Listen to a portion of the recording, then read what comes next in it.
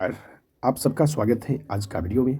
आज का वीडियो भारतीय राज्य का प्रथम वीडियो होगा और लगभग इसमें 15 प्रश्न होंगे। तो चलिए देखते हैं बिना देर के हुए आज का पहला प्रश्न है, निम्नलिखित में से किस अधिनियम द्वारा भारत के गवर्नर जनरल को अध्यादेश जारी करने की शक्ति प्रदान की गई है?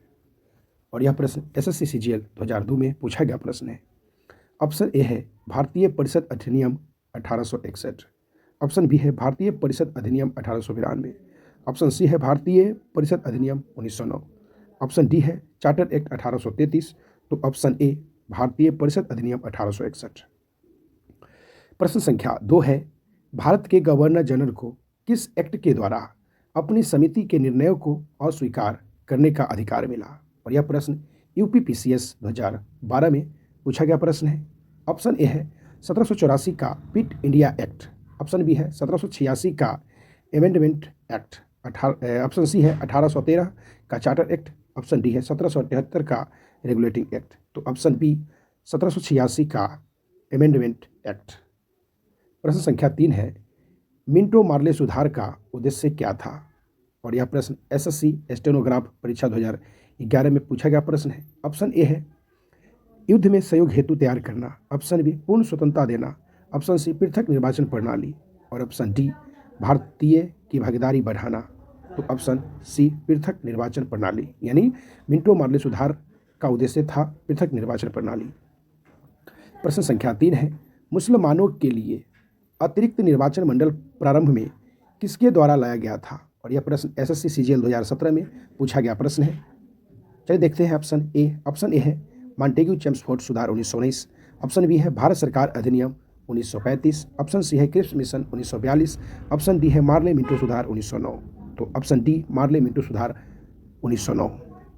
प्रश्न संख्या 5 है, 1909 के इंडियन काउंसिल एक्ट में किस बात की व्यवस्था की गई है? और यह एसएससी 2011 में पूछा गया प्रश्न है। ऑप्शन ए है सांप्रदायिक प्रतिनिधित्व।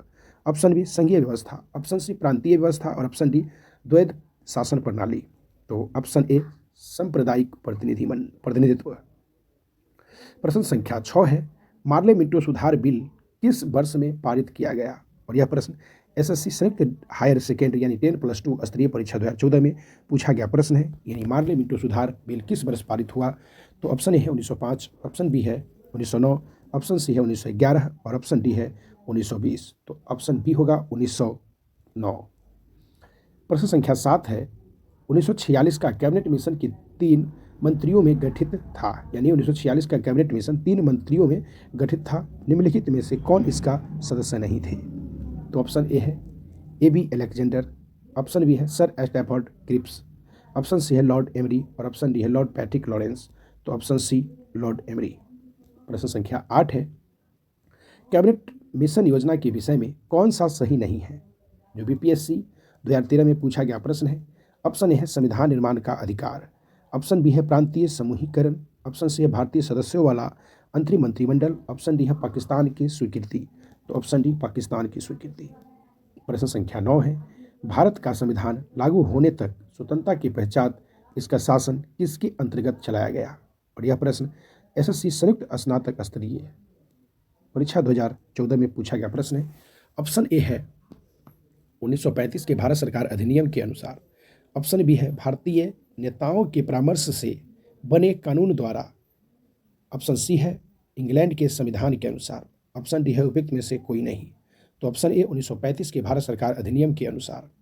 प्रश्न संख्या 10 है, भारतीय को वर्ष 1947 में सार्वभौम सत्ता सौंपने की योजना निम्न में से किस नाम से जानी गई? तो ऑप्शन ए मिंटो मार्ले योजना।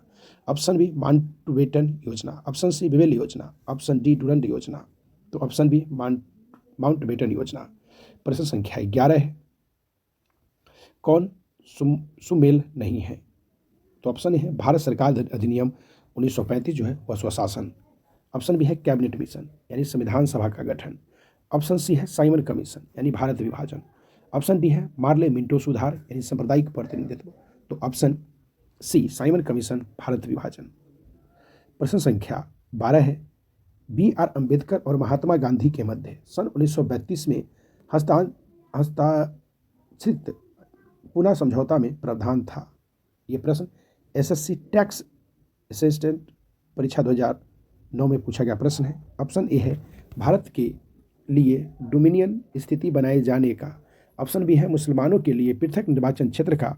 ऑप्शन सी है निम्न वर्ग के लिए पृथक निर्वाचन क्षेत्र का। और ऑप्शन डी है निम्न वर्ग के लिए आरक्षण सहित संयुक्त निर्वाचन क्षेत्र का। तो ऑप्शन डी है निम्न वर्ग के लिए आरक्षण सहित संयुक्त निर्वाचन क्षेत्र का। प्रश्न संख्या 13 है, रेगुलेटिंग एक्ट पारित किया गया, और यह प्रश्न आरआरबी एनटीपीसी 2016 में पूछा गया प्रश्न है। तो ऑप्शन ए है 1773 में, ऑप्शन बी है 1771, ऑप्शन सी 1785 और ऑप्शन डी है 1793। तो ऑप्शन ए 1773 यानी रेगुलेटिंग एक्ट पारित किया गया था 1773 में। प्रश्न संख्या 14 है, महारानी विक्टोरिया को भारत की सामग्री नियुक्ति किया गया। ऑप्शन ए है 1866, ऑप्शन बी है 1858, ऑप्शन सी है 1885 और ऑप्शन डी है 1875, ऑप्शन बी 1858। प्रश्न संख्या 15 है, मॉन्टेग्यू चेम्सफोर्ड सुधार में प्रावधानों का सार था, और यह प्रश्न है एसएससी मल्टीटास्किंग परीक्षा 2014 में पूछा गया प्रश्न है। ऑप्शन है राज्यपालों को वीटो शक्ति, ऑप्शन बी है राज्यों की स्वसत्ता, ऑप्शन सी प्रांतों में दोहरा शासन और ऑप्शन डी है हिंदू मुस्लिम हेतु अलग अलग निर्वाचन व्यवस्था। तो ऑप्शन सी प्रांतों में दोहरा शासन। प्रश्न संख्या 16 है, अखिल भारतीय महासंघ स्थापित करने का प्रावधान शामिल किया गया था। तो ऑप्शन ए है अगस्त प्रस्ताव 1940 में, ऑप्शन बी है भारत सरकार अधिनियम 1919 में, ऑप्शन सी है कैबिनेट मिशन प्रस्ताव 1946 में, ऑप्शन डी है भारत सरकार अधिनियम 1935 में। तो ऑप्शन डी भारत सरकार अधिनियम 1935 में। प्रश्न संख्या 17 है, निम्न में से किस अधिनियम ने केंद्र में द्वैध शासन प्रणाली को स्थापित किया, और यह प्रश्न एनडीए 2014 में पूछा गया प्रश्न है। ऑप्शन है भारत शासन अधिनियम 1935, ऑप्शन बी भारत शासन अधिनियम 1991, ऑप्शन सी है भारत परिषद अधिनियम 1909 और ऑप्शन डी है भारत परिषद अधिनियम 1989। ऑप्शन ए है भारत शासन अधिनियम 1935।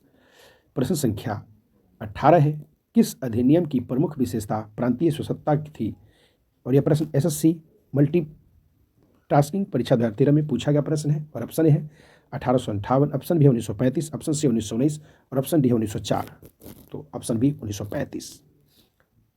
तो ये आज के लिए महत्वपूर्ण 18 प्रश्न थे जो विभिन्न एग्जामों में पूछे गए हैं।